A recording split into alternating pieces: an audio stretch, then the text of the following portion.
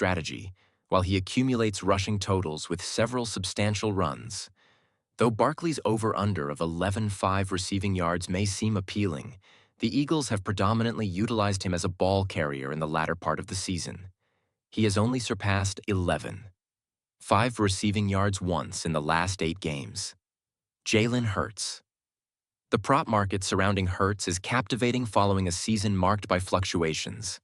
A significant performance against Washington in the NFC Championship alleviated worries regarding a knee injury. Hurts sustained during the Eagles' playoff triumph over Los Angeles.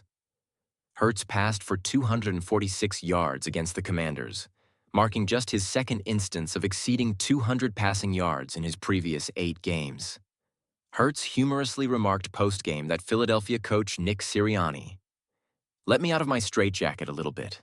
The pertinent question remains, will the Eagles abandon their conservative, run-centric strategy in the final game of the season?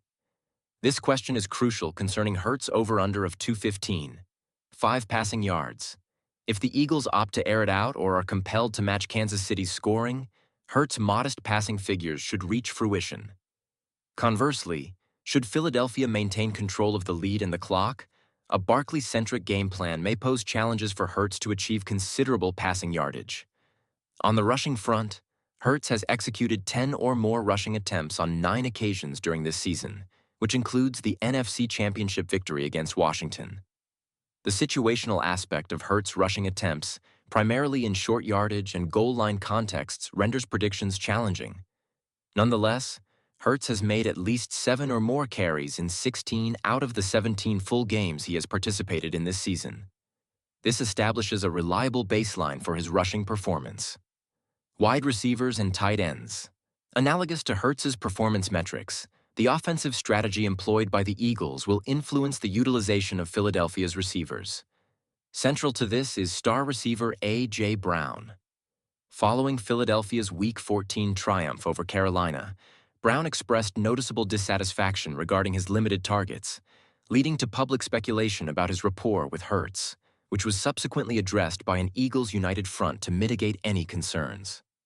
Brown responded to the public scrutiny with 2 consecutive commendable performances in Weeks 15 and 16, securing 16 receptions on 26 targets for 207 yards and 2 touchdowns across the 2 contests. However, Brown's integration into the offense has since diminished due to Hurts's injuries and playoff intensity. In the matchup against Washington, Brown emerged from a brief slump, achieving 96 receiving yards on 6 receptions. This marks a significant enhancement compared to Philadelphia's initial 2 playoff matches, where Brown managed only 3 total receptions for 24 yards and failed to score.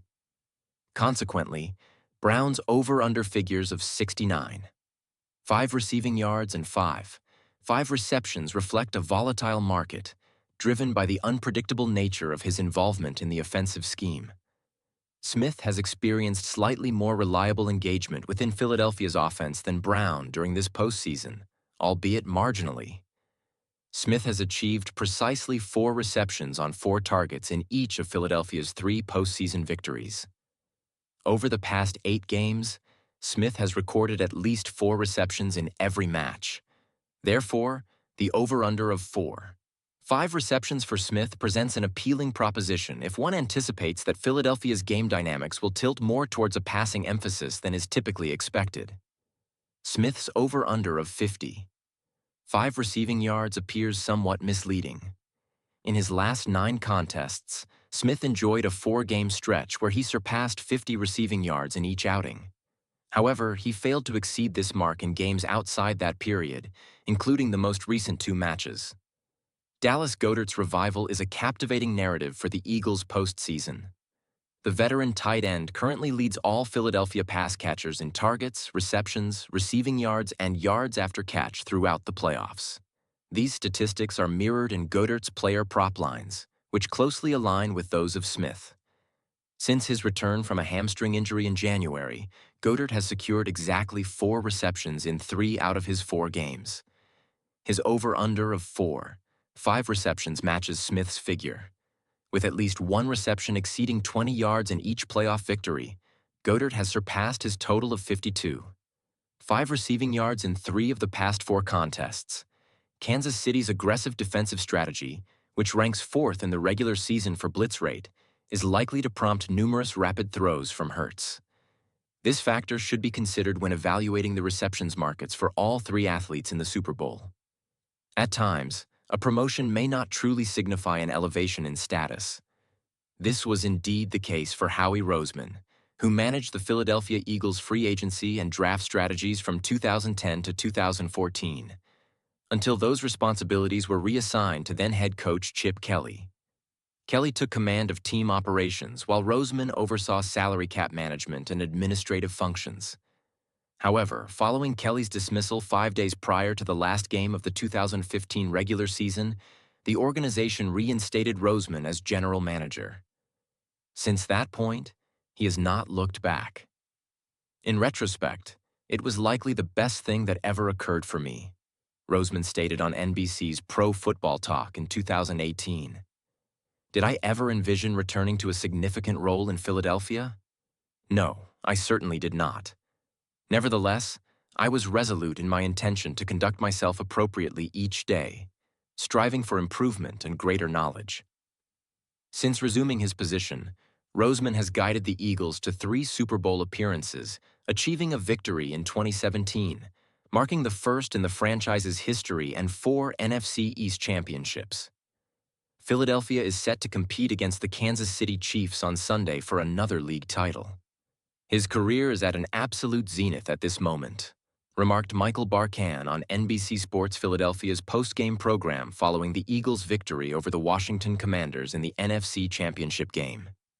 He has won the General Manager of the Year award, with the potential to secure it again, and perhaps multiple times given his construction of this Eagles team. NBC Sports' Reuben Frank stated, "He is 1 win away from securing a place in the Hall of Fame, quite possibly." The Eagles' success can be attributed in large part to Roseman's astute offseason choices. Below are the decisions that paved the way for what many consider the most talented roster in the NFL at present. April 2020 selects quarterback Jalen Hurts. 53rd overall from Oklahoma. Philadelphia chose Hurts in the 2nd round following his remarkable performances at both Oklahoma and Alabama, where he initiated his college career prior to transferring. Hurts began his tenure as a backup behind Carson Wentz, but Wentz's subpar performance led to Hurts assuming the role late in his rookie season, a position he never relinquished.